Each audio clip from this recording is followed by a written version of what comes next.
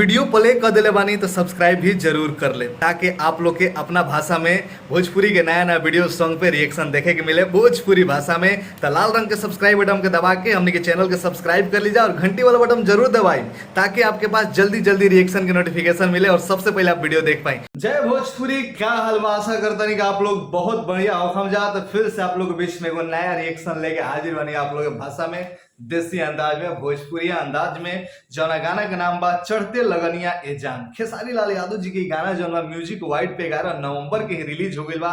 जौना का आप लोग बहुत सारा प्यार आशीर्वाद दिले बन, लेकिन 1 मिलियन नहीं गई। हम देख के हैरान बनी। खेसारी लाल यादव जी के गाना 1 मिलियन ना, जो उनके 5-10 मिलियन वैसे ही चल जाला। कहाँ बनी जा, छुपल बन जा, उठी जा दिन से और प्यार आशीर्वाद नहीं जाए। गाना का शेयर कर जा, सपोर्ट करी जा। तो लेके कर हाजिर बनी रिएक्शन, जौना में शिल्पी राज, खेसारी लाल यादव जी आवाज लगे बड़े। अब का डिटेल बा आप लोग के पता बा पिछले रिएक्शन से कि रिव्यू और रिएक्शन दो पार्ट हम बांट दिले बानी, ठीक बा, ताकि आपके भाई के भी कुछ मेहनत करे के फायदा होखत रहे। बाकी आप लोग गाना हमारे सुन के प्यार आशीर्वाद देते रह जा, क्या वो क्लेम प्रॉब्लम आ जाला जन 80 रुपये भी हमने के मिल ना पावेला। ऐसे सोचनी है कि रिव्यू के पार्ट अलग कर दिया जाए और रिएक्शन के पार्ट अलग हो जाए ताकि मोटिव आदमी रहे। और तन व्यू आप लोग ज्यादा दी जाए, बहुत कम व्यू देता नहीं जा, मन दुखी बाटे, हिम्मत नहीं मिल पाओ। इतना व्यू दे दी जानो के वीडियो से एकदम मन गड़गड़ात रहे।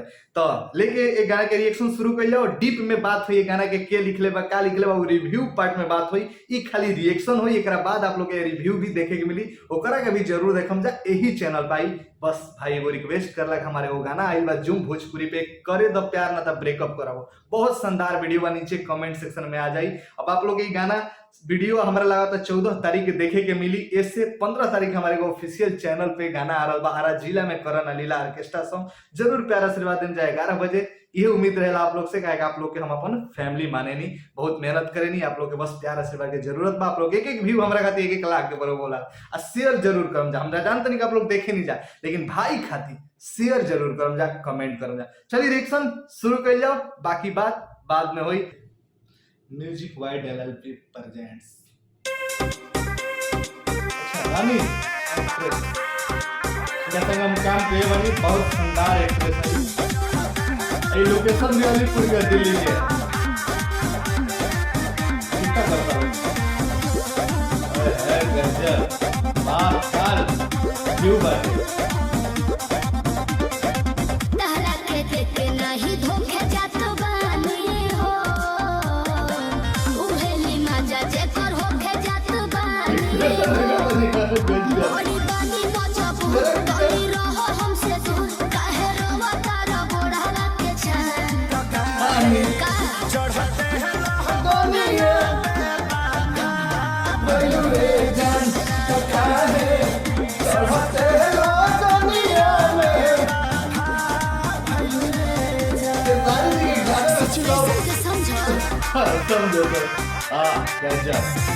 खेसारी के गाना हम पिछले रिएक्शन से बात कर रहे हैं, सब देहाती और खाती बना गई, छना गई।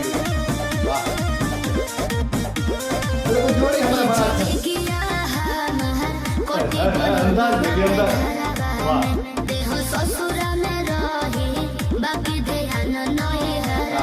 अंदाज देखिए, दोनों अंदाज में जबरदस्त था।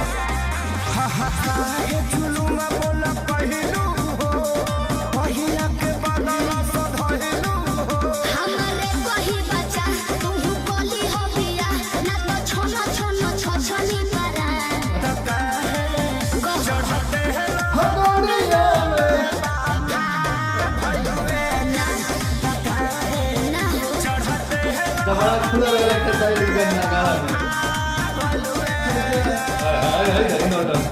तो दोनों वाले की जोड़ी जबरदस्त लगा। तो हम तो कौन के आवत रहे लोग गाना हमेशा नहीं जतना उन नौटंकी करो तारी बताई है वीडियो वीडियो मत जबरदस्त। कौन पालेगा वीडियो डायरेक्टर हो जाए एक गाना था, बहुत मस्त आदमी हो, जबरदस्त डायरेक्टर हो।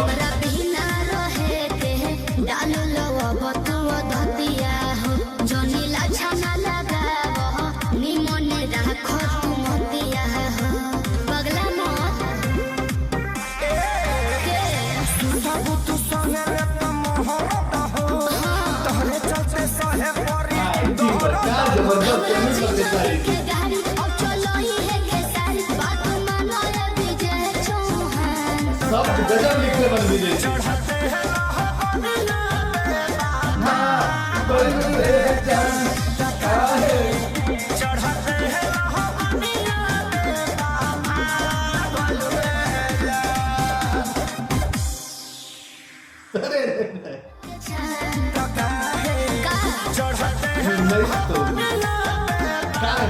जोड़ी के डांस का बखासियत जबरदस्त, बहुत तारीफ निकल रहा है, बहुत कुछ कहे भाई वीडियो के बारे में। सबसे ज्यादा खेसारी लाल यादव जी और रानी के जोड़ी के लेके, ये लोग एक्टिंग के लेके मैं सबसे खास का लागल बा आप लोग के मिलम रिव्यू पार्ट में। यह रिएक्शन कैसा लागल, रिएक्शन नीचे कमेंट सेक्शन में बताइए, कितना रेटिंग बा वीडियो के, गाना सब कुछ मिला के गाना के लिखले बा। सबसे पहले जानना चाहूँ तो विजय चौहान पता चल गया, डायरेक्टर पवन पाल बाड़े इहो पता चल गया, हमारा पता बा। बाकी का खासियत बा, काहे हम लोग का तारीफ करो, रिव्यू पार्ट में मिल जाओ। तो चलिए, जय भोजपुरी एकता बना के रख जाओ और हमारे गाना करे द प्यार ना तब ब्रेकअप करम जुम भोजपुरी पर नीचे डिस्क्रिप्शन में लिंक बा। और आरा जिला में कर लीला 15 तारीख के 11 बजे हमारा ऑफिशियल चैनल पे भूलम जाना। जय भोजपुरी।